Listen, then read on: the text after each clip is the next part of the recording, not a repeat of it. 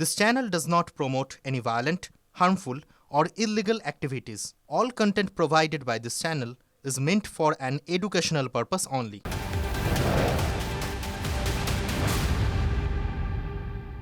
সমাজকর্মীকে জেলের ভাত খাওয়ালো পুলিশ। এদিকে কাকুলিয়া কাণ্ডে এখনো অধরা সোনা পাপ্পু, জামিন এখনো অধরা।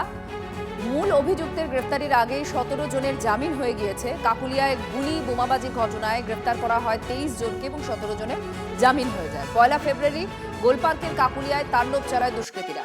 কৃষ্ণনগরের সমাজকর্মীকে ধরতে অতি সক্রিয় কাকুলিয়ায় গুন্ডাকে ধরতে নিষ্ক্রিয় পুলিশ।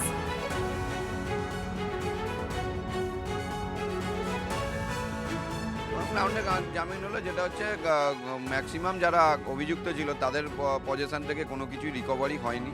তারা পুলিশ কাস্টাডিতে যথেষ্ট অপরচুনিটি পেয়েছিল, কিন্তু তদন্তের গতানুগতির দেখে পুলিশের তদন্ত দেখার পরে মহামান্য আদালতের মনে হয়েছে যে এদেরকে আর কাস্টাডি রাখার কোনো উপযুক্ত কারণ নেই, তাই তাদেরকে শর্ত সাপেক্ষ জামিন দিয়েছে।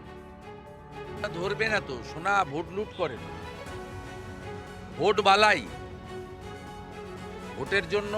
কারণ রাসবিহারী, কসবা এইসব জায়গায় সোনা পাপ্পু বহু বুথ লুট করে।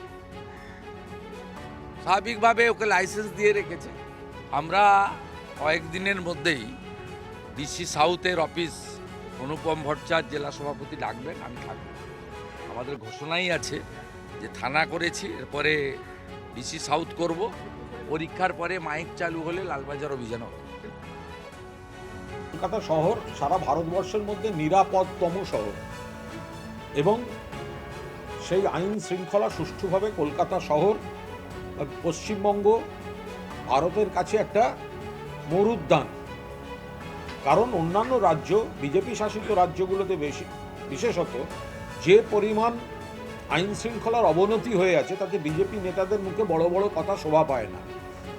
এখানে কোনো বিচ্ছিন্ন ঘটনা ঘটলেও সংবেদনশীল সরকার, পুলিশ সঙ্গে সঙ্গে ধর পাকড় যা যা করার করণীয়, ওনাদের ইস্যু নেই। তাই এই ধরনের নাটক করা, গোলমাল ছবি তোলার জন্য এইসব কর্মসূচির কথা বলছেন।